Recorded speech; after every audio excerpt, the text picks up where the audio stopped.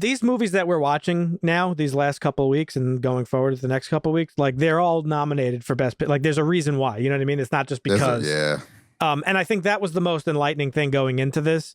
If you listen to like a lot of the online chatter, you can get yourself thinking like, is this movie really worth it? Like, is it worthy of the hype that it's getting? It is. I mean, it's a great movie, I think. What the hell are we supposed to use, man? Harsh language?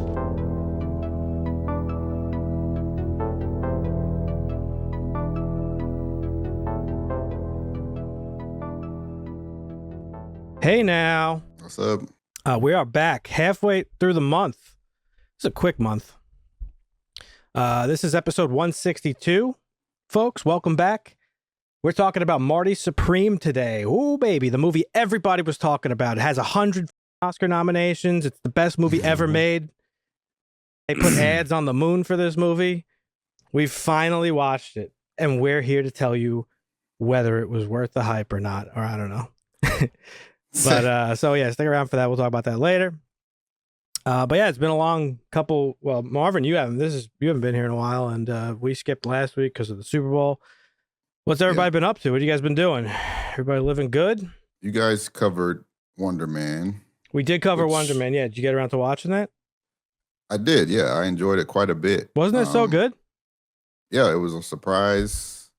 Didn't know anything about Wonder Man. Still don't know a lot about Wonder Man. I don't know shit about Wonder Man.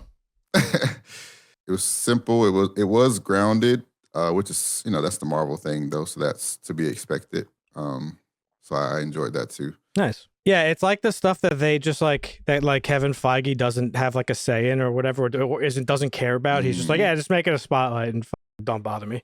And they always turn out to be like the best things that they happen to be doing at the time. I don't know. It's really weird approach.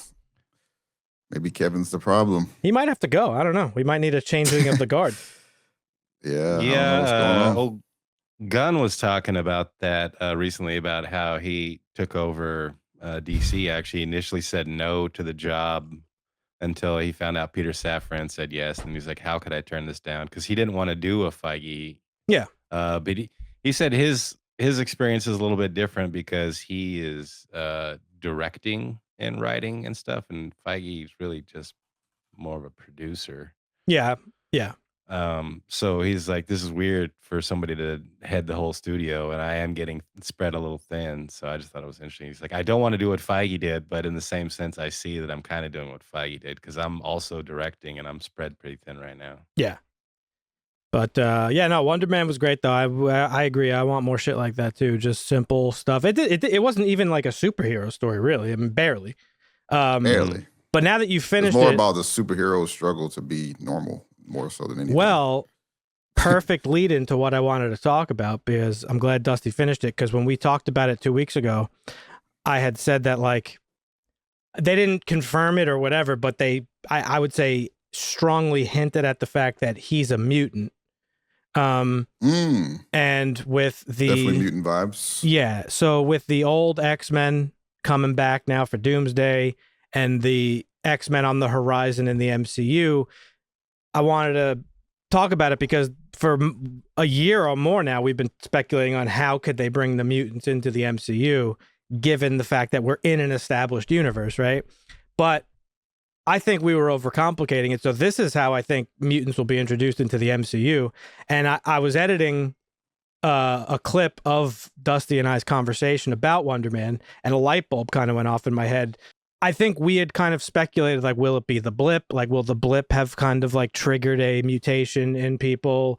Or because Dusty mentioned it, being a comic book aficionado, Dusty brought up a good point. Like the people aren't just like born mutants. They are born with the gene that then gets activated usually in their adolescence or like younger childhood because of a traumatic event that they go through. It's almost like a defense mechanism that triggers the mutant gene.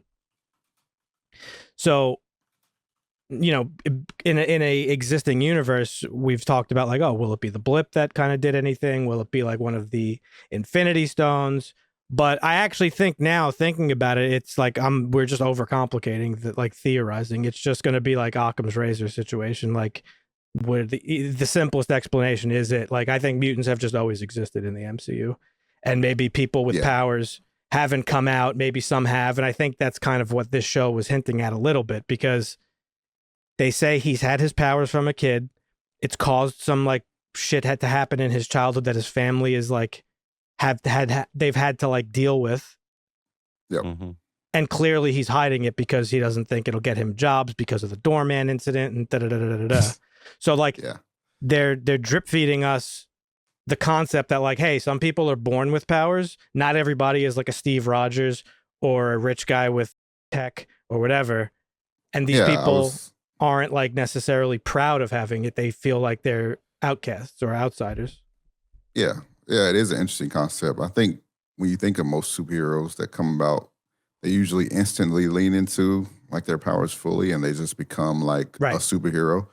But X-Men, I think X-Men historically kind of portrays the other side where some people do just want to be normal and like live normal lives.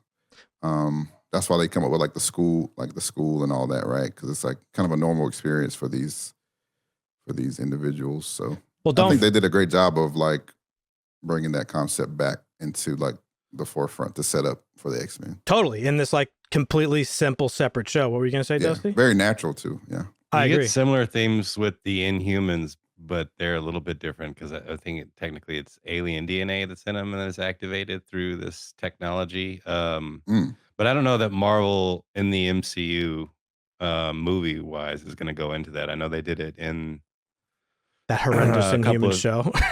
They had the Inhuman show, but they also touched on it in my favorite MCU show, Agents of S.H.I.E.L.D. So he loves calling it an MCU show. He loves getting under my skin with that shit. They had some instances there too. So. Yeah. I don't know. We'll see how they're gonna do it. I don't really care how they do it at this point. Just that they do it.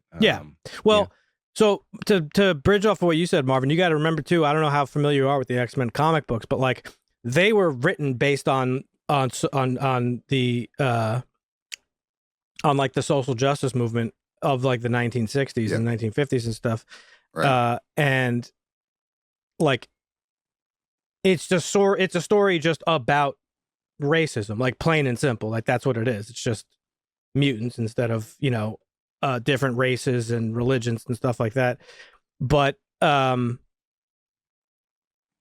in the comic books and really in the cartoon is what I think I think Marvel's like real demographic is people who grew up watching the X-Men cartoons in the 90s, like myself and Dusty and you, if you've watched them. Like that's what introduced a lot of people, a lot of millennials to X-Men and like the comic books and stuff like that.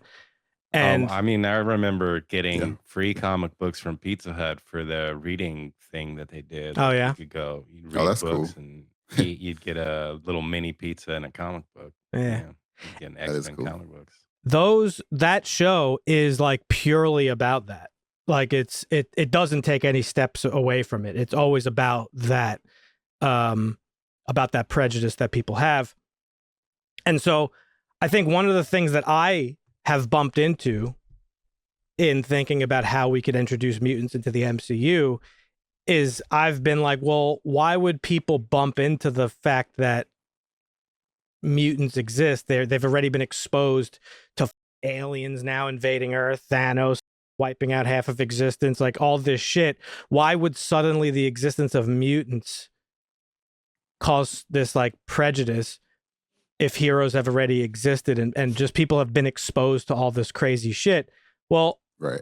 I think simply just because humans are humans and we're afraid of what we don't understand. So another human that looks like us having a genetic mutation it's a little different. Is a little different like than like Steve Rogers getting a shot of magic juice and becoming a super soldier, right?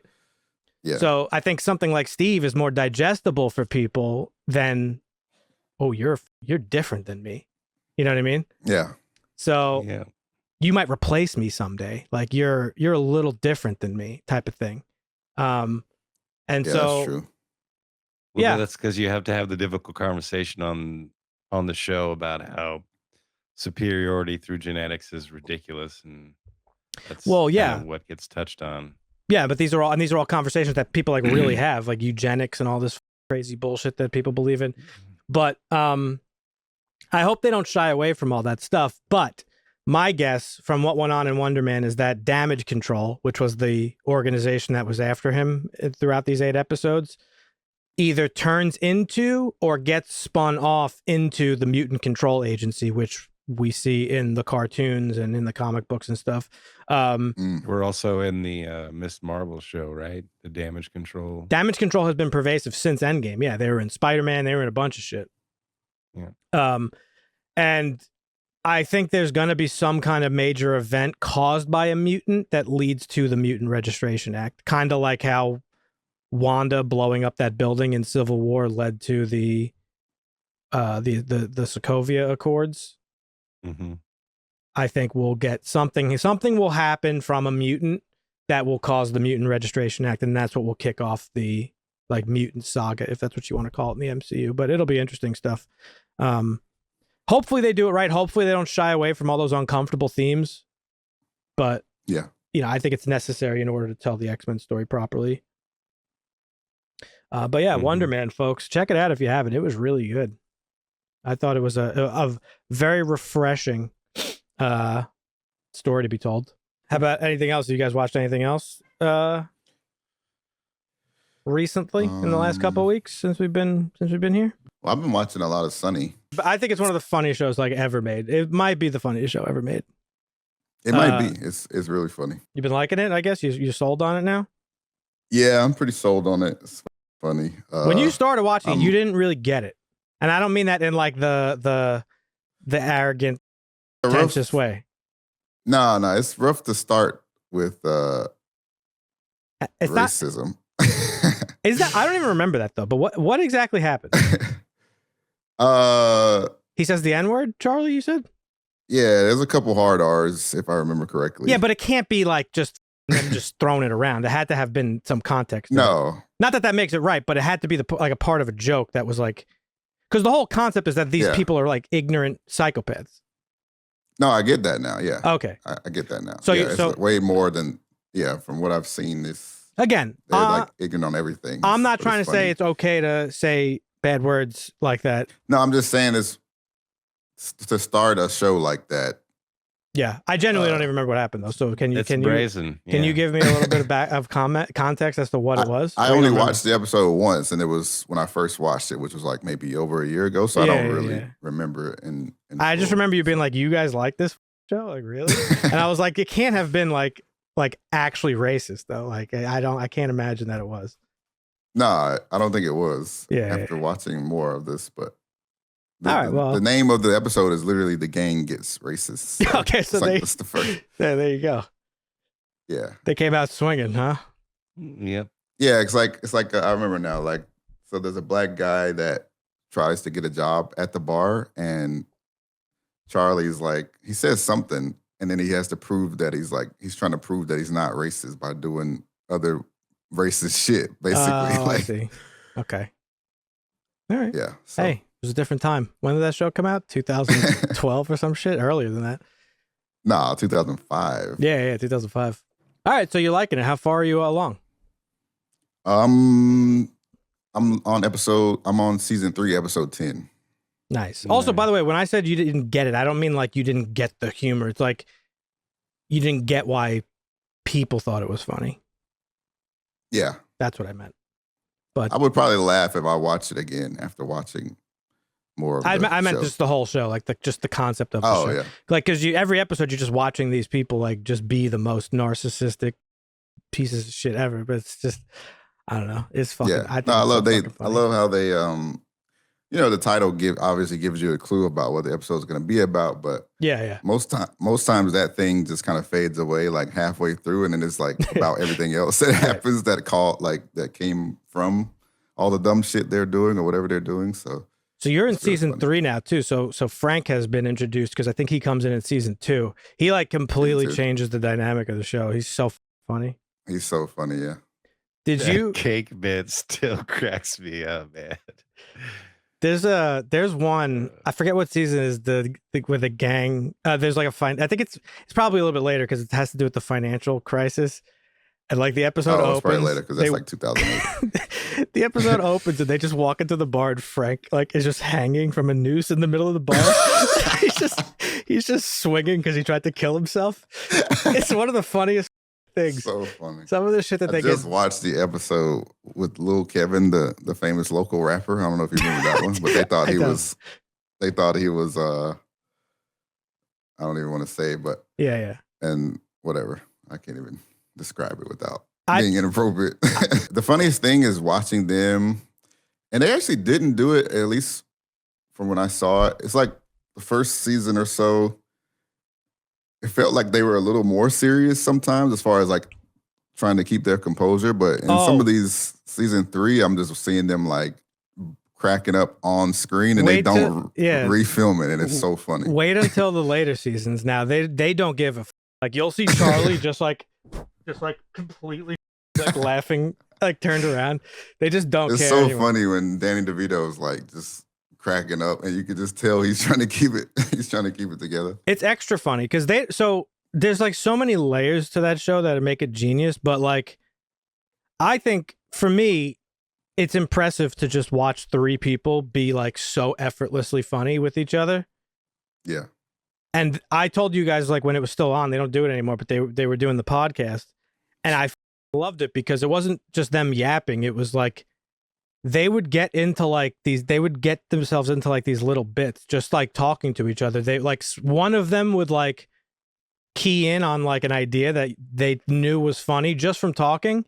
And then slowly but surely they would start to like naturally like get into this bit. And like, it wasn't planned or anything. It's just, they're just funny people and they know how to be funny and they know how to like turn something into a thing. And so that's very funny to me. But then also the fact that Danny DeVito is like one of the biggest TV stars like ever in the history of television. Right. And like he is like he's like a high esteemed actor. Yeah. And then they got him in this show doing the most heinous, like ridiculous shit. It's so funny. I love that show, man. When that show goes off the air, I will like a piece of me will die. It's like, because like I said, it's. Oh man, he's screaming. He wanted to be let out. That was a long one too. He was just like, meow. Yeah. That's what he does constantly. Yeah. I think that's the show that either you hate it or love it, but I think people who hate it don't give it a chance like you did. I think you have to watch. You have to like really watch it to eventually be like, oh, okay, now I get it. But yeah, we have a lot of news to catch up on. Let's get into it. Talking about horror stuff, I'll kick it off here. We got some really big horror news. We recently talked that John Carpenter's The Thing got inducted into the National Film Registry. Well, another John Carpenter thing that I'm a huge fan of, that you guys know, is getting a TV series. Halloween is getting a TV series. And oh, it is? Yeah, apparently, yeah. And reportedly will not feature Michael Myers. Now, oh, that's crazy. People are going to hate it. People are going to hate it, but not your boy.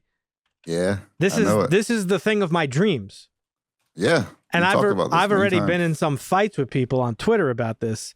So Halloween is getting a TV series that will not feature Michael Myers. I don't know if anything else has been set. Jesus, the flashbang. Holy. I look like I'm anthology irradiated by the sun.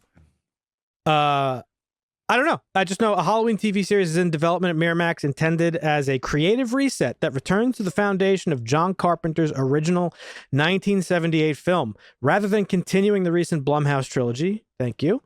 While initially announced for a fast track in 2023, the project has faced delays following the departure of a key producer in early 2025, leaving an exact timeline uncertain.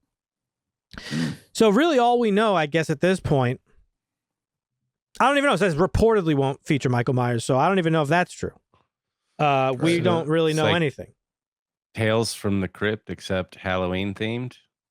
Maybe that would be. I mean, that would be awesome. Take all my money here. Have my money. I would watch the shit out of that. Now, I have been in a couple of tiffs on Twitter because people on this post are like, "Why tie it to Halloween then? Why not just do something original?" As a Halloween 3 defender, I don't see this going well. Michael Myers is the Halloween franchise. Okay. Well, let me tell you something, folks. Michael Myers is not the Halloween franchise, okay? Michael Myers is the face of capitalist desires. Okay? Am I wrong? You're right. Keep going. I don't think you're wrong in that Halloween is not, or, you know, he's not the face of the franchise, or even Halloween in general. Like, Halloween is its own holiday that can have horror stories. It doesn't have to be like to say Michael Myers is Halloween and that's all it is. There are two types of Halloween fans. There are fans that love the totality of the franchise and just like watching Michael Myers kill shit. That's totally fine. I think if that's your thing, Friday the 13th, the Friday the 13th franchise is more for you. And then there are Halloween fans like myself who are John Carpenter purists, okay? I only adhere to the vision of my king, John Carpenter, my goat. And his original vision was that there was never going to be more Halloween things. This was a one and done, a story about a force of nature, as he calls it, who comes and goes with the breeze. He's there 1 minute, kills a bunch of people, and he's not there anymore. I shot him off the balcony. I shot him 8 times, or whatever the fuck Lucas says, and he's gone. Brilliant ending, ambiguous ending, one of the best endings in movie history, in my opinion. I don't have to bloviate on it. We've talked about it. Mm-hmm. But he was pressured to make Halloween 2 after the success of Halloween 1. He famously begrudgingly wrote the script for that. That movie is not good story-wise. I mean, the movie has its I think it's the best sequel of the sequels, but it's not a great movie. But he begrudgingly wrote it. He added the brother-sister thing because he didn't know what else to do, and he wrote it like famously says he wrote it like shit-faced over the course of like a weekend or something like that. He just wanted to get it done and over with. Then he wrote Halloween 3, Season of the Witch, which went on to become a cult classic, has nothing to do with Michael Myers. It's a separate story. Then he got the idea like, okay, well, let me make Halloween an anthology series. Let me make movies that are stories that take place on Halloween. So that's the original vision. If this show is going back to that, like Dusty just said, it doesn't even have to be like Tales from the Crypt where every episode is a different story. Just maybe a 1 season, 8 episode thing of like, Three-parters. Maybe that. Maybe just American Horror Story episodes. Has whole seasons where it's like one story. I'm down for this. I think this is cool. I've been saying since the David Gordon Green trilogy came out, you don't need Michael Myers to have an effective Halloween story. You don't even have to have Michael Myers to have an effective Michael Myers story. Remember what I had said about the David Gordon Green trilogy. They should have did that. A one movie like Jacob's Ladder, where Laurie is like dealing with this crazy paranoia and just that was a great idea. You should trauma. Make a short or something. My idea for Halloween sequel is for Laurie to be dealing with psychological trauma from her experience in 1978. And you could make that movie like a psychological thriller like Jacob's Ladder, where she's having visions and she thinks she's seeing Michael Myers, but she's not, and who knows. And in that way, you could have Michael Myers be part of the story without having Michael Myers be part of the story. He doesn't have to be a 65, 70-year-old man hiding it, skulking in the sewers, whose mask has magic powers that he could pass on to other people, right? So, let's use our brains. Jim Carrey. Comments down below. Are you a Halloween fan? Do you like this? Do you not? I don't know. I don't think a lot of people agree with me, to be honest, but it's okay to be wrong sometimes. It's funny that guy in that comment says he's a Halloween 3 defender, but then he says Michael Myers is the face of Halloween. Yeah. Those two things don't line up. Yeah, but that's people are stupid because they like to say things that like will strengthen their argument that's coming up. It's like a preface of like, as a defender of gay people, I don't think they should be married. Like, it's the same type of art. You know what I mean? That's like the Tim Pool strap. Yeah. Like, listen, I have black friends. However, I don't think they should go to the same schools or drink from the same water fountains. You know what I'm saying? It's like, it's got that same sounds energy. like something from Sunny. Hey, listen. That was like a Sunny bit. I should get a job there. Just be a writer. Yeah. Also in horror news, another classic, The Goat, possibly the greatest horror movie ever made, some would say, is also getting a show. Texas Chainsaw Massacre, Flashbang. Mm-hmm. I may be more excited for this show than the Halloween show. I mean, that's just me. This could be cool. This is going to be an interesting one. Glenn Powell is producing this with A24. A24 won a pretty heavily involved bidding war for the rights to this. I'd imagine. But the team of executive producers include Spooky Pictures' Roy Lee and Steven Schneider, Stuart Manishill, Image Nation's Ben Ross, and Exerbia Films' Kim Henkel, who co-wrote the original Chainsaw Massacre film. Oh, wow. Exerbia's Ian Henkel and Pat Cassidy will serve as producers, and J.T. Molnar, who previously collaborated with Lee and Schneider on Strange Darling and The Long Walk, will direct the TV series. Whoa. Now, Molnar actually has a quote, I think, with Variety. I publicly stated that I'm not interested in remaking perfect films, and the original Texas Chainsaw Massacre is a perfect film. It is. Hooper and Kim created something bold, transgressive, and truly seminal that holds up even today as the gold standard for horror. When the opportunity for a long-form explanation into this world arose, I saw it as a fresh way in, as well as a way to honor the existing folklore. I can't imagine better partners for this approach than A24. This is truly an honor. So if he would have been offered to remake this movie, he would have said no, it sounds like. But because it's a TV series and it's a different look at what happened, and Kim is involved, the original writer, I think this actually might have the potential to be something good. I mean, yeah, it could be. Sure. You have a lot of stuff to play with. I mean, like Halloween, it's kind of in that ambiguous territory of where, like, do you want to fuck with it? But I don't know. We'll see. It's an icon of the horror genre. Like I said, one of the best horror movies ever made, if not the best horror movie ever made. I could admit it. It's had 8 sequels. Released in 1970. I'm shocked Glenn Powell has taste. Good job, Glenn Powell. Hey, listen, I forgive him a little bit for that Abomination rom-com that he was in. With the what's her name? Never mind. I wasn't gonna say what I was gonna say, but Sweeney. Yeah, Sydney Sweeney. He was in that movie Hitman, which was really good. So yeah, I don't know if he's gonna star or anything. It just says he's producing the show, so who knows? But Kim Henkel chimed in also in a quote for Variety article. It was a difficult decision, but A24's embrace of boundary testing genre film and its record of working with artists who are inclined to test boundaries made them a compelling choice. Plus, we believe having a great creative and producing team. And then she goes off to name everybody I already have. There's an epic tale lurking in the Chainsaw backstory to tell. We want to create something that's genuinely eye-opening and unexpected. So got it. That from the original screenwriter, who's involved. So I think, I still think, I don't know. We'll see. We'll see how these. We've got a bunch of shows. We've got we got a Voorhees show coming out, right? Yep. Jason show. We got a Texas Chainsaw Massacre show, and apparently now, Halloween. A Halloween show. So we'll see. All the OGs are getting their shows. Yeah. I love to see it. Give me a Nightmare on Elm Street show. I'd watch that.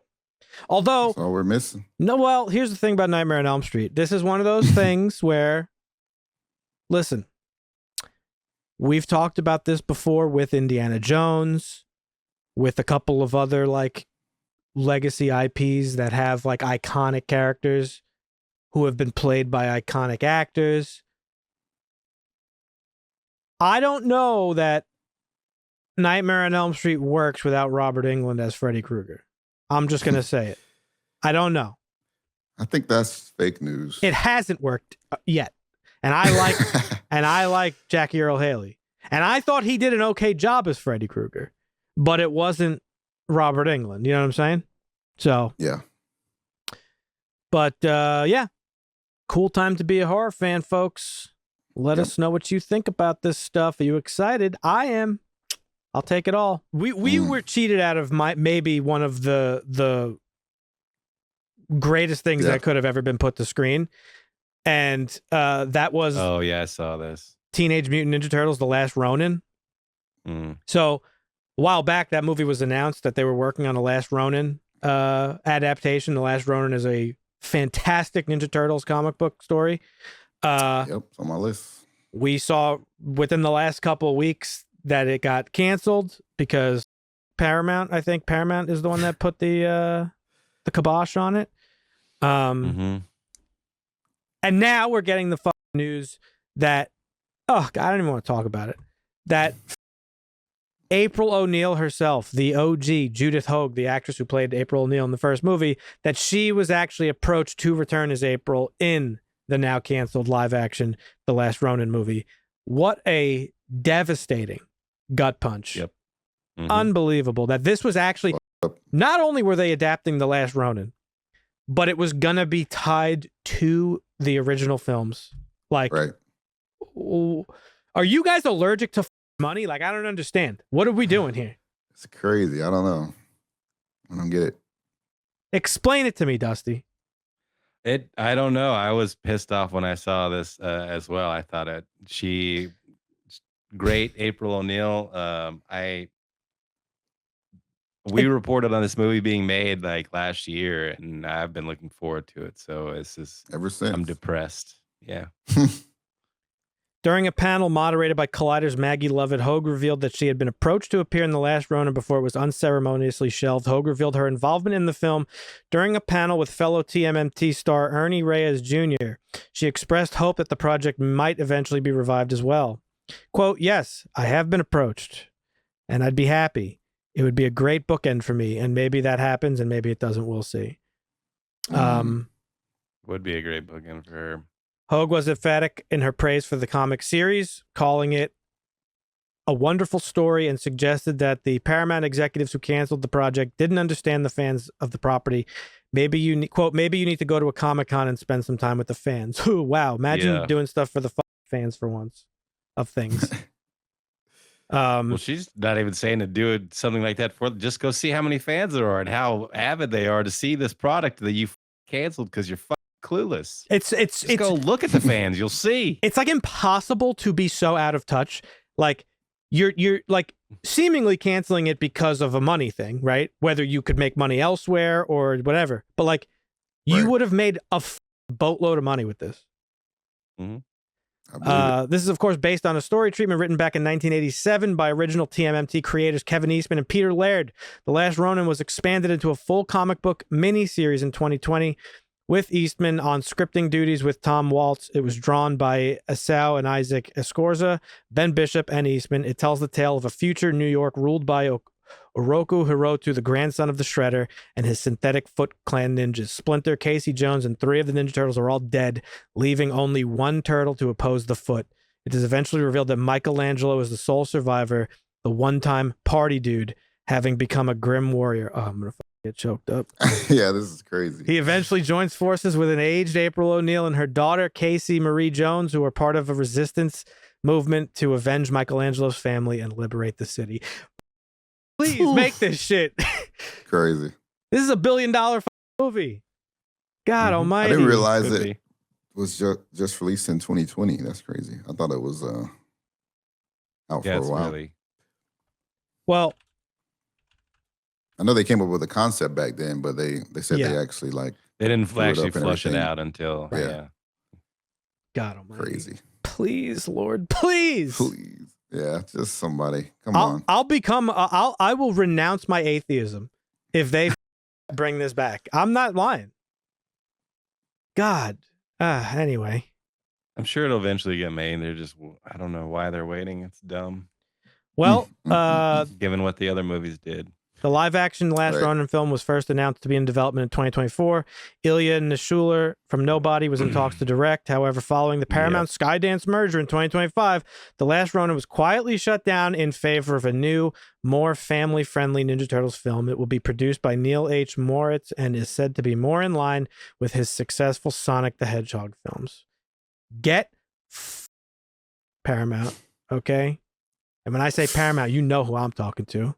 I know who you're talking to. That whatever.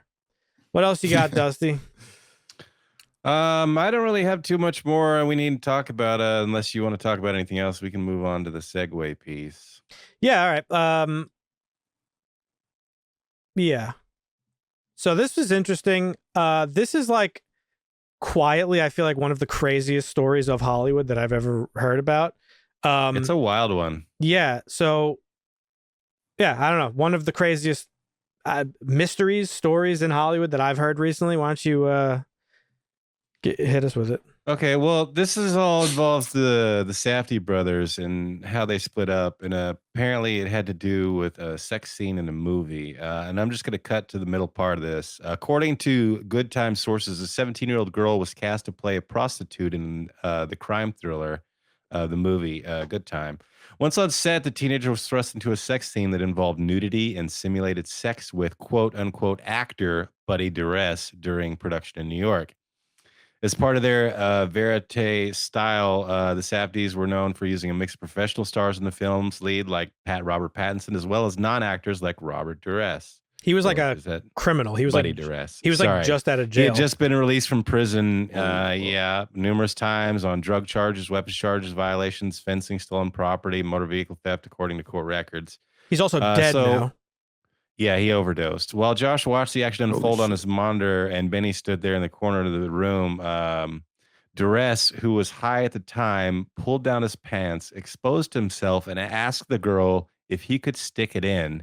As the cameras continued to roll, multiple sources tell Page Six Hollywood. Classic. Now, any director who had seen that should have yelled cut and stopped the scene, but Josh let it continue, says an on-set source who noted that Josh and not Benny was the de facto commander on set. Now, these are some explicitly wild allegations because this skirts all kinds of rules and regulations for the Screen Actors Guild and everything else. And I guess the scene was removed before A24 made the film premiere. So this I kind of got, it seems like, swept under the rug, but it is reportedly not necessarily the only thing, sources close to the brothers, but it is a point of contention for what created the divide amongst them, is what happened on set that day for Good Time. Yeah, it's actually quite the mystery because they're brothers, obviously, Josh and Benny Safdie. They both make bangers, or they make bangers together. And they randomly kind of had this rift that really nobody really knows why. And so this seems like... Who fucking set this up? That's why they broke up. Yeah. There was rumors that one of the brothers went MAGA, creating tensions, which who cares? But I mean, I guess there's reason to care. I don't know. While the duo vaguely blamed the WGA and SAG-AFTRA strike in conversations with colleagues, but speculation kind of snowballed. And he got 4 Oscar nominations for Marty Supreme, Josh Safdie, and Benny came up empty-handed for his movie this year, The Smashing Machine with The Rock. But it seems like the root of their falling out kind of stems from this, which, I mean, rightfully so. I mean, if you're allowing that kind of stuff on your set, even if it's for, I'm sure he's not a pedophile and didn't want to see this girl get harassed and shit, but I would imagine it was probably had something to do with oh, this is really raw and realistic, let's keep this going. But that's, you can't do that. That's like Dusty just said, there's a whole bunch of legality stuff, but also just a morality thing. Get the fuck off that girl. Exactly. You gotta beat the shit out of that guy. All right, get him off your set. So I could understand if there's any reason to split up, it's this, so yeah, wild story. I don't really want to speculate on personal lives and stuff, but this is everybody's kind of wondered why they kind of went their separate ways, and seems like this might be the reason Benny's why. Fault. You think so? You think so? Yeah, he's got the look. He's got the look. No, I'm just kidding. Yeah, so as Dusty was just saying, Benny wasn't made aware of the actress's age until after the fact, and there was pushback and stuff like that there's a quote, you don't all of a sudden develop a moral conscience 6 years later. Like, that's not how it works. As a source familiar with the drama. But yeah. That is true. Well, yeah, no, apparently it was drama that made all this come to light, I guess. Well, there's a movie for Netflix. Sibo Bear McLeod got locked in a bitter divorce with actress Emily Ratajkowski. Yes. Threatening to dispose the Good Time Dirty Laundry in the divorce proceedings. So that's kind of when all this stuff started flowing out a little bit. Yeah, in early 2023, they were in pre-production for yet another red-hot property that would reunite them with their Uncut Gem star Adam Sandler. Then in 2023, I reported for Variety on the behind-the-scenes drama of Ratajkowski's split from Bear McLeod, which includes some of the details from the Good Time incident, including the girl's age. It was the final straw for Benny, who swiftly ended his creative partnership with his brother, insiders say. As a result, their Sandler project for Netflix was suddenly dead. The edgy tours went their separate ways, with Josh tackling Marty Supreme and Timothy Chalamet, and Benny pivoting to the Smashing Machine with Dwayne The Rock Johnson. So, weird shit. Wow. Yeah, I don't know. Apparently, though, they have a history of running fast and loose with the rules and stuff. I guess there was a 2017 Jay-Z R Block music video where they kept a child actor on a rooftop past 1 a.m. and long after the allowable 8-hour shift that they're supposed to be working. So there's some really interesting stuff about Jay-Z coming around these days. Where you get into this, it's for the art at the expense of all the guild rules that are and human beings and like general morality and the morality of law allowing, especially at a time. Well, I won't say it because I don't want to get taken out tonight, but you know what I'm talking about. Everybody knows what I'm talking about.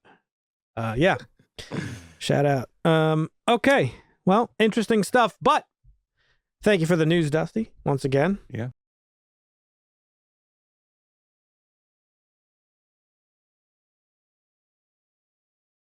Let's get into it. Marty Supreme is insane and not at all what I expected it to be. There was a lot of chatter leading up to this movie or us watching this movie. We've been hearing for months about how great it is, how great Timothy Chalamet is. This got nominated for, I don't know, a ton of Oscars, including Best Picture, Best Actor, Best Director, you name it. It got caught up in some like weird culture war stuff online in regards to Sinners and like which movie's better, Michael B. Jordan versus Timothy Chalamet, and like who was the better actor in their respective films.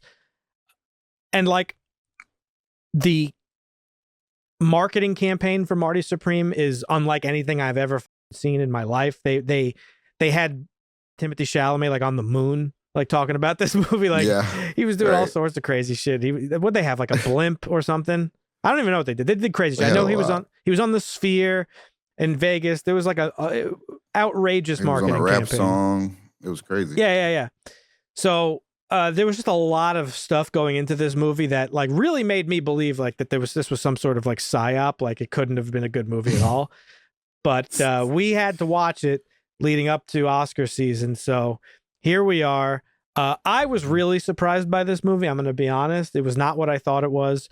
And it was really way better than I think the hype suggested, or it lived up to the hype that I think I kind of had going into it. But I think this movie is a really good example of why you kind of got to block out that noise, like why the internet, social media, and all that stuff is just like, it doesn't belong in the movie industry or the movie watching hobby at the very least. Like just watch something on your own and make up your own opinions on it and go into it with fresh eyes. So let's talk about it. So Marty Supreme, this was directed by Josh Safdie. It was written by Josh Safdie and Ronald Bronstein. Now this is it's not a direct biopic, but it's loosely inspired by the life of 1940s and 50s table tennis champion and hustler Marty Reisman, who I've never heard of until doing research for this movie. Timothy Chalamet stars as a fictionalized character named Marty Mauser, and this movie serves as like a 1950s set homage kind of to the real life ping pong star. This movie is basically about Marty living in Manhattan in the 1950s. He's a young man. He's got this really big dream of becoming a famous ping pong champion and international superstar, and the lengths that he will go to achieve that goal, and that is to do everything imaginable that it takes and step on really whoever gets in your way, and not even who gets in your way, just anybody in your orbit, using them for whatever they could provide you to achieve your goal is really what this movie is about. It actually reminded me in many ways of Breaking Bad, where you're watching this selfish guy who will literally stop at nothing to get what he wants, and it doesn't matter who he hurts in the process. For sure, yeah. So, kick us off, Dusty. Yeah, I can see the similarity with Breaking Bad, but at the same time, you had a little bit of empathy for Walter White at the beginning of Breaking Bad because he's a normal guy. Yeah. He's a good guy that turns into a killer and a bad guy becomes. Like, you see this progression, whereas, like, I don't know, Marty is kind of a narcissistic asshole right out the gate, and you just don't really like him. I was like, why is this? How is this kid got this gift? Man, that's terrible that he's wasting like this. What a shame. What a shame. Well, it's an interesting story. I don't know that I think that I thought it was a good movie. Nothing blew me away about it, is I guess what I'll say about it. I think where Breaking Bad is genius is that it presents you with this character, Walter, who you root for. And then slowly it shifts over the course of the series. And eventually you're like, oh, wait, he's the villain. Like, this guy. And it's a very interesting mental flip that it does for the audience. This is actually, I think, different. You do start out not really rooting for him because you're like, wow, this guy's really unlikable. At least I found myself rooting for him towards the end of the movie. Not that he's going to become this wildly successful superstar, but that he would actually like come to understand like what he's doing and like why it's bad, and that like he's really living this like empty life and he could have so much more if he just appreciates the people around him. So I think it's a little bit different. I did start rooting for him by the end of the movie. So I don't know, maybe we had a little bit of a different experience. How did you feel about this, Marvin? Yeah, I agree that it is an interesting story. I hate to trivialize it, but it honestly just felt like Uncut Gems, but with ping pong instead of jewels. It did a little bit, yeah. It was a good movie, not great. It did drag on a bit during some parts. It wasn't really that deep of a movie that moved me in any meaningful way. That doesn't make it bad. Like, it still had great acting and cinematography, but not too much there for me. Yeah, I think it was like pretty much like an action movie almost, like a lot like Uncut Gems. Like, it's going, and not just because of the pace, but because of the stuff that's going on. Like, it's very stressful. I found this movie, like, I was like, it is, yeah. And you're kind of had like the Safdie feel for sure, as far as totally. Yeah. It's like anxiety-inducing. Yep, and it's like fast-paced and like frenetic, and you're kind of like wondering, like, he keeps getting himself like in these like weird little like pickles, and you're seeing him like try to figure out how to weasel his way out of them, which I thought was really cool and interesting. Yeah. It does a really good job of making you feel the pressure that he is under constantly in the movie, but some of that pressure is happenstance, but a lot of it is own self-inflicted. Oh yeah, exactly. Issues. Yeah, so totally. You're kind of like, man, what is this idiot doing? I loved the fact that the movie uses 80s music despite being set in the 1950s. And I was reading that he did that to kind of represent Marty's like intense, ahead of his time ambition, and to mirror the 1980s as an era of reimagining the American dream, which was established in the 1950s. Remember, the 50s was this idyllic time of like, it was like post-war, of like everything was like the, space age technology and inventions, and this is the microwave of the future, the phone of the future, the car of the future. We went to space, like, it was all this stuff, and then that just kind of died in the 60s because of Vietnam and the civil rights movement and all this stuff, like really weighing down culture and just American ingenuity. But like the 80s was then like the next boom. It was like the next 1950s. So I kind of like how he did that. He also described it as using the like synth heavy music. Like he says that he wanted to create this feeling of like retro futurism, and quote, I wanted the past to haunt the future and the future to haunt the past with this movie. Kind of like, I feel like echoing the fact that like your decisions, I guess, like have like future consequences. I really like that. I know. I felt like the needle drops in this movie really worked, especially from the beginning too. It like didn't throw me off. I saw some people online were like, "Oh, that was like really out of place and weird," but like that opening scene, like with the sperm and stuff, and like oh yeah, set to the 80s music. I thought that was dope. I was like, that locked me in after that. I was like, okay, I'm liking this. Did you guys like that, or did you bump into that in any way, or not really? The music? Nah, it actually was jarring for me. I think Really? you explaining the reasoning behind it definitely makes it make more sense in my head, but Yeah. it was a little jarring. The 80s music definitely felt a little jarring without knowing his use. Right. Yeah. I thought the cinematography in this movie was great. It actually looked like a real movie for once. For once. Yeah, I mean, you don't get that a lot. I mean, listen, these movies that we're watching now, these last couple of weeks and going forward to the next couple of weeks, like they're all nominated for best. Like there's a reason why, you know what I mean? It's not just because. Yeah. And I think that was the most enlightening thing going into this. If you listen to like a lot of the online chatter, you can get yourself thinking like, is this movie really worth it? Like, is it worthy of the hype that it's getting? It is. I mean, it's a great movie, I think. I mean, whether you enjoyed it or not, or whether it's a good movie. Yeah. I'll say again, it's a good movie, not great. Do you not think it's worthy of the Best Picture nomination? I don't think it's worthy of Best Picture. I think some of the other I think like Chalamet did a great job. Like that's a good nomination. He was great. Best Picture though, I don't know if it's Best Picture worthy. About you, Dusty?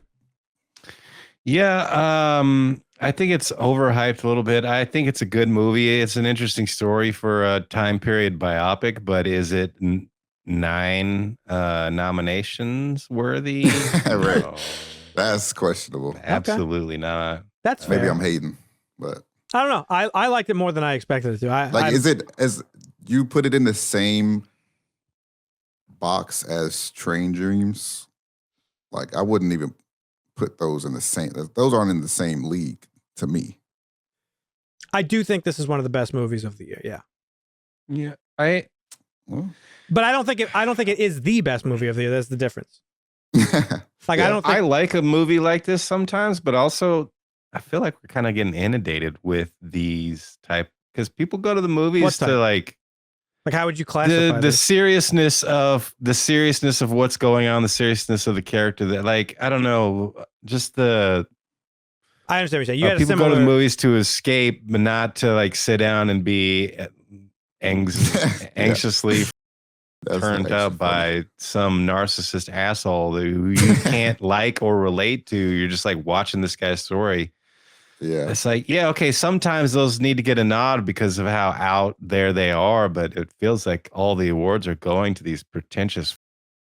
You think this was a pretentious movie? No, I think the story was a bit pretentious and how narcissistic he is. Like he's not like we're gonna tell this story that you don't like, can't relate with. It's just a story about this.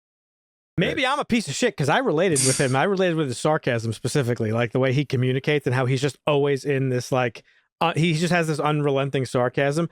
I found it very funny, actually. That's the New York bias. You think so? The New York bias. Yeah. Okay. Do I come off like Marty to you guys? Am I a piece of shit? Do I have to reevaluate my life? No, I mean, I agree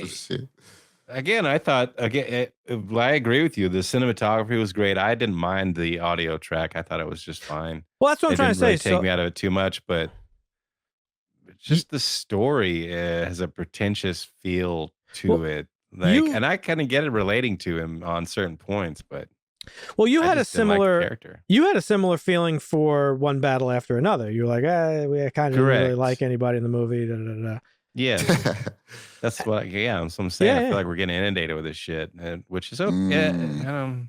Well, see, I don't know. Maybe not that you're coming at the movie from a shallow place. I'm not trying to say that, but like you don't see beneath like that there is like a redeeming character arc here. Like by the end of the movie, he sees his baby, breaks down, and realizes like, wow, everything that I thought was important before this very moment is nothing now, and like I want to devote my life to this kid. And I understand what my friend was telling me. Yeah, I get it. I just rather see that in something that I can relate to, not through some. Well, you could kind of relate to, can't you? You have children now. Sure, yeah, but I mean, not that you were a malicious, like, through the eyes of piece like of shit, but in some secret society that goes through and is. What are you talking about? What secret society?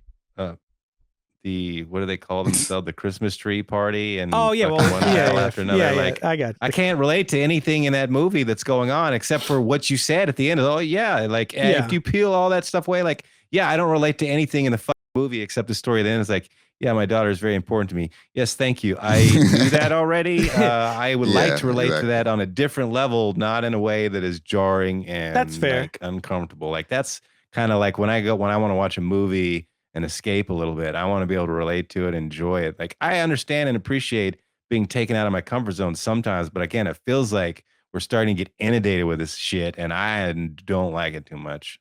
Okay. I mean, I can understand that, but let me ask you this question. I got to push back a little bit. In a movie like, I mean, obviously relating to characters is important, and maybe more important for others than some other people. But let me ask you this question. In a movie like Superman, did you find that movie relatable? Sure. Can you relate to a god pretty much that could do anything he wants? I mean, I can relate to the idea of, hey, I have the ability to save this squirrel. Oh, I'm going to do it. That's what I wanted you to say, because Superman, I think, is very relatable. And maybe if you're saying like, oh, well, why? It's like, well, it's not because of his power and all that stuff. It's just a guy who wants to do the right thing. I could relate to that. Right. You could relate to that. Marvin, I don't know. Marvin's questionable, but no, I'm kidding. But like in a similar fashion, while yes, this guy's life journey and narcissism and stuff is not something that you could directly relate to, but if you peel back the layers of the movie, it is something that we could all relate to, because we all have these like grander aspirations that maybe sometimes we get a little bit too obsessed with. Maybe not in the same extreme way that he does, but that's what's cool about storytelling, is it is relatable a lot of the time, even when it doesn't seem like it is. That's all I'm trying to say. You know what I mean? Yeah, no, yes, and I appreciate and respect that, but it's still it's not fair. enjoyable. No, that's it's fair. Not relatable, I guess. No, even if the message is relatable. Yeah. No, I get it. I'm not saying you had to enjoy it. I just wanted to pick that apart a little bit and discuss it further. Yeah. No, like I said, it's a good movie, but I don't know, getting a little. So was there stuff that you did like about it besides Marvin? What about you? What about the like talk about some shit? I said I love the acting and the cinematography. You didn't like the story either? It was an okay story. I mean, I can relate to the guy, but it is extreme, right? Because he's like a egomaniac and like narcissist guy, right? But you can still relate to him. Well, yeah, you can also feel a little empathy for him because he's getting kind of a little bit at the end there by the league or whatever. That's like, yeah, no, yeah. I mean, he does it to himself a little bit too, so you don't feel bad. But you're like, these snobs don't want him. He's like the Elvis Presley of music at the time. It was like nobody wants this except for all the fans that are listening to it and loving it. But all the executives are like, no, we don't want to sell this. Well, this is not our image. Yeah, I mean, they don't want him because of because of how he presents himself. Like they don't want his image to be their image, because at that time your image is professionalism and the bow ties, and you're like, oh yeah. we're above board. We don't have derelicts like that on our roster. So yeah. Me personally, I don't know. I don't know that I always have to like feel like I have to relate to something. Like I think I'm pretty good at like, again, it's not a skill set. Like you're not lacking in not doing it. It's just a matter of taste. But I'm like pretty okay with like just kind of sitting there and watching something that I have no experience with or relation to whatsoever. And so with this movie, I was like, I was like pretty taken by it. Like in terms, like I was pretty, I don't want to say on the edge of my seat, but I found the movie pretty exciting and tense a lot of the time. So like I found it really enjoyable. And a lot of it was probably carried by the acting. I thought the acting in the movie was phenomenal, like straight down the cast. Timothée Chalamet was obviously great. And I think for sure deserves the best actor nomination. I don't think, if it was up to me, I wouldn't hand him the award, but I think I wouldn't. I would give it to, I would still just tip the hat is basically what. Yeah, he did a great job. That's what I agree. Same with Leo. I don't think Leo was, out of now seeing all the movies that are nominated, I don't think Leo's the best. I still would put it with Edgerton. But it's a different type of acting. Both very skilled, obviously. It has nothing to do with skill level. It's just different type. I thought Edgerton was able to portray like literally the full scope of human emotion without even saying words, right? Right. This is him being like very like witty and like, you know, charming, like very charming, obviously, and sarcastic and stuff like that. So it's just different. And I think they both did a great job. Personal choice, I think I like Joel Edgerton's performance a little bit better. But the acting in this movie was great. Gwyneth Paltrow was awesome for the time she was in the movie. Odessa Asian was great as his girlfriend, friend Rachel. Tyler the Creator was awesome. Yeah, Baby Mama. Tyler the Creator was great in it. I like Tyler the Creator. There's one scene where... Is he a rapper? Yeah, he's a rapper. He's like a pretty big rapper. I've never heard any of his music. I've just heard his name. There was one scene where he refers to Marty and he's like something, and he's like something. I'm like, I don't know if they would do that in the 50s. I thought the same thing. It was right when he gets introduced. I actually thought the exact same thing. I was like, I don't think that's a 50s thing. Like, that's more of like... But when did it become a thing? Now, I don't want to say anything racist or whatever, so... Yeah. In the 50s, Black people have all referred to other Black people maybe back then as... No, but wasn't it was the Spanish version, yes. And I don't know. I don't know either. I feel like... I can't imagine in the 50s that a Black man would refer to a white man as... in like a... I don't know either. But friendly term. No, I've always thought but it could. I mean, New York was always more progressive, so maybe it's that. You're saying specifically a Black man calling it to a white guy. Yes. I thought you meant Black people just saying it in general. No. Oh no. That's so accurate. It does. So it does go that far back. Yeah. Because I've always thought it was more of like a modern. That goes back to like the 40s. Really? Maybe even earlier. Yeah. Okay. Because I thought. I'm saying. Yeah, I got you now. Like as a term of endearment to a white person, white guy in the 50s. I can't imagine. I mean, I'm harping on it now, but no, I don't think that's like a. It's a fair question. Yeah, it might have been something that slowly happened in the 60s when people were trying to fight for civil rights, and there were some people who would do it, but I would imagine it wouldn't become commonplace. I mean, if they were just really good friends, maybe, because he finds it close. But I thought of it. I mean, here's the thing. We both thought about it, so it's worth talking about. I just thought I didn't know that word was used that far back. I thought it was more of like a modern thing. Yeah. Okay. Yeah. Because I thought that too. I was like, wait, that's weird that he said that. Either way, I thought their dynamic was great and hilarious. And I love their hustle. Yeah. It reminded me of like the Rounders, obviously. Yeah. Yeah. So that was cool. Yeah. And they had a great dynamic. He was funny. Yeah, and he was like you said, he stepped on everyone, and that's the part that is hard to look past as far as learning to like him as a character. Just the fact that he was willing to abuse everyone around him. Well, that's the weakness of the movie, I think, that I had, is that it doesn't do... The movie's very fast-paced, and it doesn't, I don't think, do a great job of him, of allowing him to earn that redemption at the end of the movie. Yeah. Because we don't see the journey to it. It's just like... He's piece of shit. And then all of a sudden he sees his baby and he's like, oh, okay, well, I was a piece of shit. Yeah. I think there were hints of it where, like, specifically with Gwyneth Paltrow, where, like, that scene where they were like, you know, he was like going down on her in the park or whatever. And she's like, wow, I'm famous. Like, the cops almost arrested me. I got extorted for my necklace, blah, blah, blah. And he's like, yeah, but you have like more of them, right? Can I have you the necklace again? Because I need the money. And I think those little moments were supposed to be like seeds of him realizing like, ooh, I'm a piece of shit, kinda. But I didn't really get It's that. like the opposite for me. Like for Yeah. me, it was like he was like double downing on How can I get myself out of this? Yeah. Because I got to keep going Yeah. forward. So that's what I'm saying. It was a relentless forward motion at any cost. Yeah. There's never a moment where you really see him like slowly realizing how he's been in his life. So yeah, I don't know if the ending was like super earned for me. So yeah, in that I'm in agreement with you. I don't even know if it's meant to be. You could. I mean, I think maybe the music is meant to portray it as like a happy ending, but it seems like it could have been interpreted as not even being like a happy ending or like a. Could be, yeah. You don't really know whether he's gonna like accept his responsibility. I mean, the fact that he's like completely breaking down his life. Yeah, it does seem like happy tears, but what was the song that played at the end? Because the song was like about starting your life or whatever. I can't remember the name of the Everybody song. Wants to Rule the World. Yeah.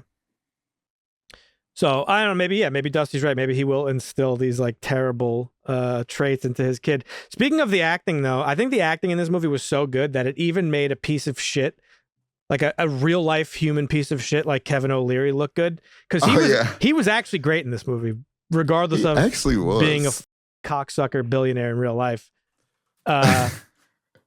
There was a really funny. I can't even imagine. I didn't even recognize him until you just said his name. Yeah, like I knew it. He looked familiar, but I was like, okay, he's just some like actor guy. But now that you say that, I'm like, oh shit, it's that guy, Mr. Wonderful. Like, and he was good as hell in this movie. And they had a really good dynamic too. There was one line I actually rewound it a couple times because it was so fucking funny. When he like comes over to the table because Marty like pays for his dinner, like being like a hot shot, and like which was insulting, that was like an insulting moment. It was very smart. He's like, I'm gonna pay for this rich guy's dinner. Like me, nobody. Like that's insulting to that guy. Especially back then when masculinity was different. And you know, Kevin O'Leary tells him like, yeah, my son died in World War II, blah, blah, blah.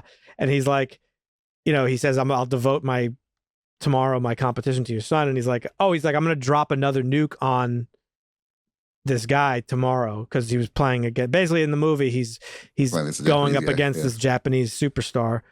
And he's like, I'm going to drop another nuke on him tomorrow. Cause it was after World War II. And Kevin O'Leary goes, I'm sure his mother's going to get a lot of comfort that you're playing ping pong in his honor, our son's honor. Yeah. And without missing a beat, Marty just goes, it's not that big of a deal, but I appreciate it. And it was just, it was the funniest thing because as a sarcastic person, I know that he was being sarcastic. Mm-hmm. So I thought it was hilarious. I thought it was very funny. The dynamic was very funny. The delivery was great. So acting was a real high point for this movie for me.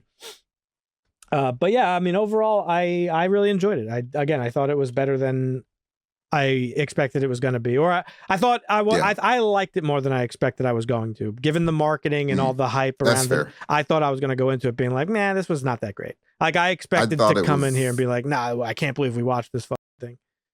I thought it was going to be the psyop that we all thought it was based on the crazy marketing, but it lived up.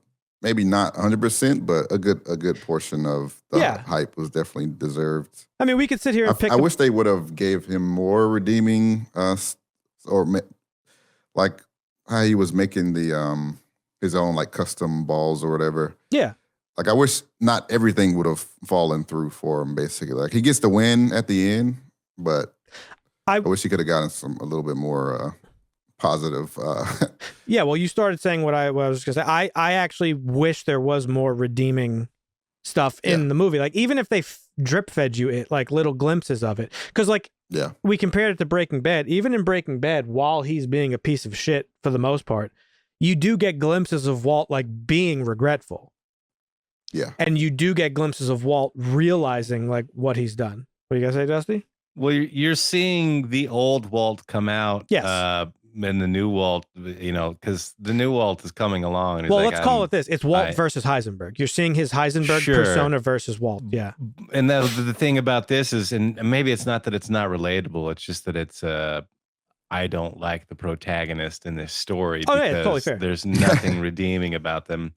But yeah, they don't. Maybe the story is you're not supposed to see anything redeeming because he's unredeemable. Because he's gonna, you see, like hopefully this kid changes his life, but you don't know he could go on to continue to be a narcissistic asshole and use the kid to get ahead. Maybe, so. Yeah.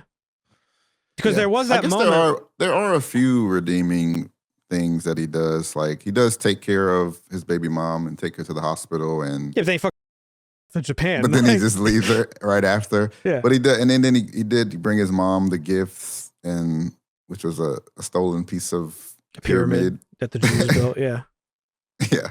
That was Fran Drescher, by the way. I don't know if you guys recognized her. Yeah. Oh. The Z word I won't say on air. That joke he said about finishing the guy was crazy. Which one? He was like, it was some kind of like Holocaust joke. Oh yeah. I'm gonna do that he said about the Jewish guy. Yeah. But it was cool. They were actually good friends. I love like the showboating stuff that they did too, like with the like I didn't know ping pong was this big. Like ping pong is touched on in Forrest Gump as like a thing. But I looked it up. It was actually it was actually like really big in the 50s and 60s, and it became like an actual like diplomacy tool. They called it ping pong diplomacy because this was post-war. We dropped bombs on Japan, and like ping pong competitions was used to sort of like bridge the two nations together again diplomatically. It was very bizarre that this was like the thing, because I was wondering in this towards the end of the movie they made it like a really big deal that like Eno, the Japanese guy, lost, like where it was like a cultural disappointment, and I was like, why was it so important that they won? But it was important because it was like one of the few things that they held over the United States at a time when like the United States was occupying Japan. Right. Yep. So it's like it was like that. It was symbolic of them like beating their oppressors, which was us, the United States. And thinking of all the stuff that happened between Japan and the United States back then, after Pearl Harbor, we were putting Japanese people in internment camps here in the United States. We occupied the Pacific and dropped, obviously nuked the shit out of them for no reason, and like all this stuff.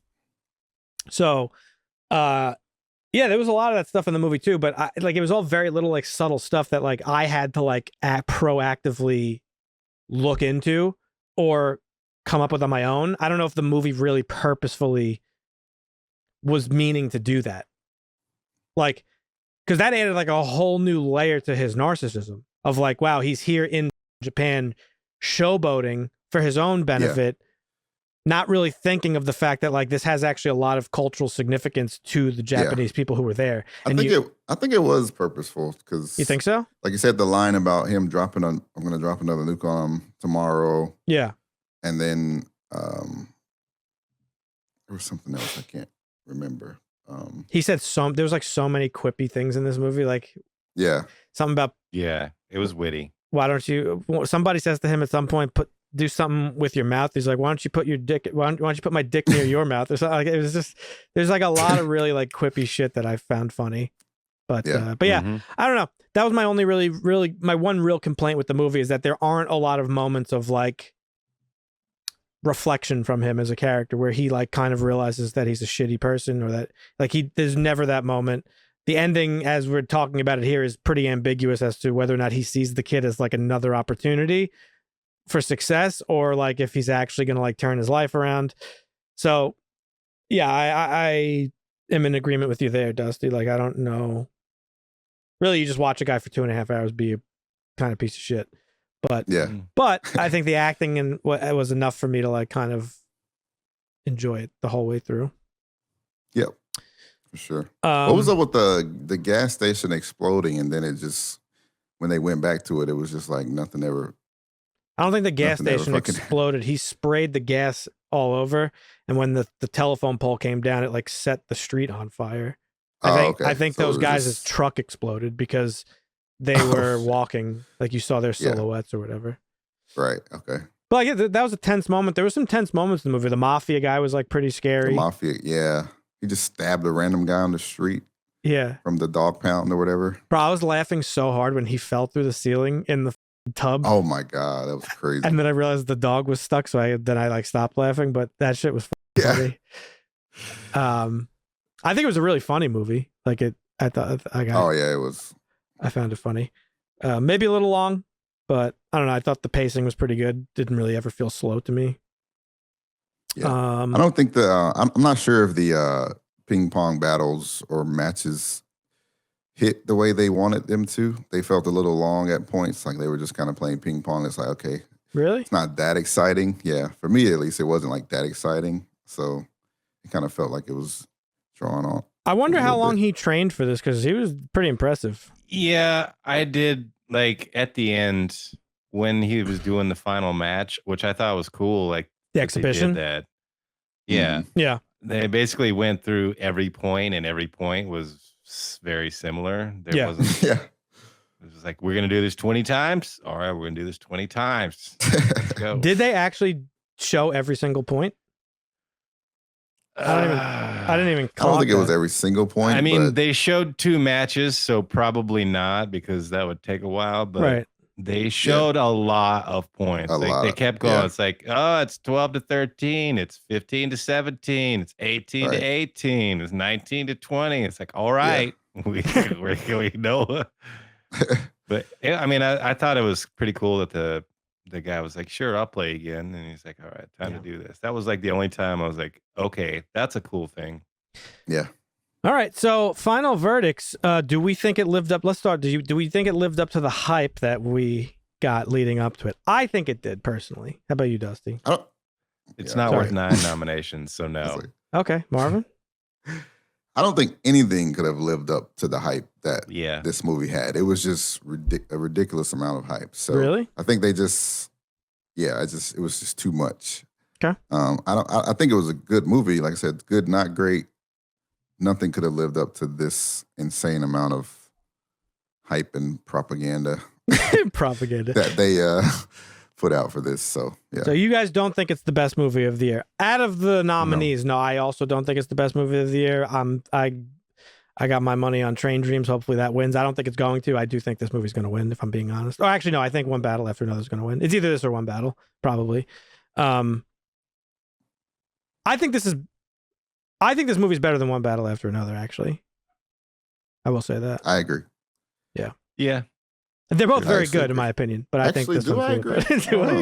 I don't know if I do, actually.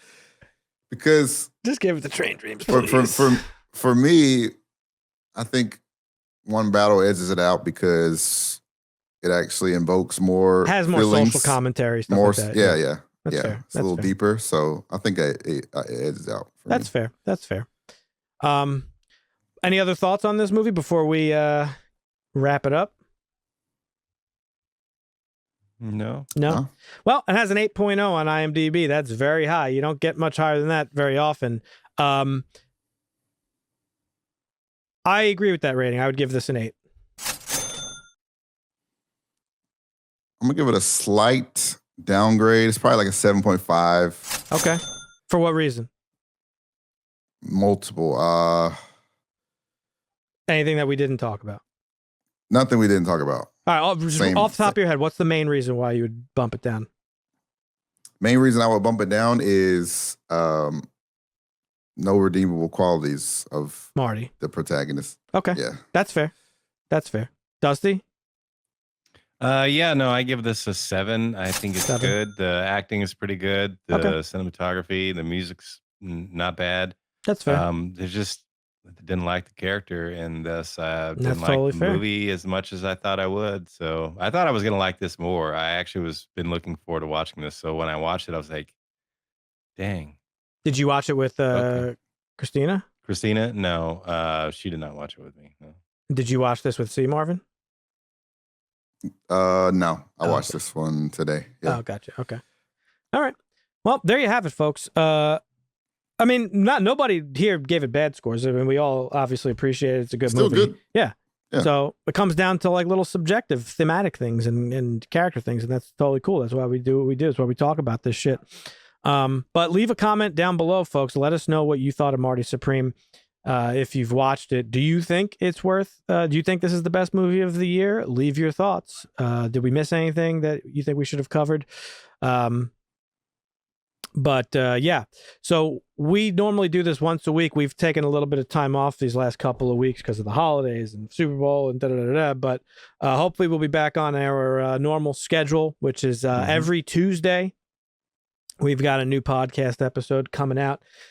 Next week, what are we doing next week? Next week is a Make Marvin Watch week, I believe, because this is a short month. Oh, because we skipped some. Yeah, next week we're making Marvin watch a long overdue movie that he hasn't seen, Heat. Arguably one of the best movies ever made. So if you want to tune in to see what Marvin thinks about Heat, watching it for his first time, hit subscribe down below and hit the bell button so you'd be notified. You could also join our Discord. I don't know how much longer we're going to have a Discord because they are actually collecting all of our personal data very soon. So the Discord might not exist coming up, but for now, if you want to watch along with us, we post our monthly schedule in the Discord, and sometimes we shuffle things around. So if you want to just stay up to date on what we're watching, you can join the Discord. It's free. And we post the schedule over there. If you're watching on a podcast platform or listening on like Apple or Spotify, leave a rating. It helps us out quite a bit. I think you could follow the show on those platforms now, so you too could be notified when new episodes drop. But yeah, we look forward to seeing you next time, and we appreciate you hanging out with us. So we will catch you then. See you. Us too.